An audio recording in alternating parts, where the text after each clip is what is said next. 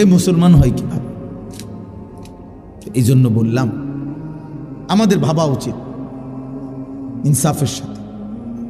এটা গুরুত্বপূর্ণ কথা মনে রাখবেন চাচারাও বাবারাও। ৭৭ বছর ধরে ফিলিস্তিন নির্যাতিত, ৭৮ বছর কাশ্মীর সংখ্যাগরিষ্ঠ মুসলমানের একটি প্রদেশ ইন্ডিয়ার সীমানায়।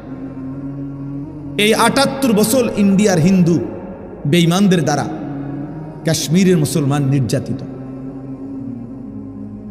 ৬১ বছর ধরে ১৯৬৪ সাল থেকে রোহিঙ্গা মুসলমানরা এই বৌদ্ধদের দ্বারা নির্যাতিত।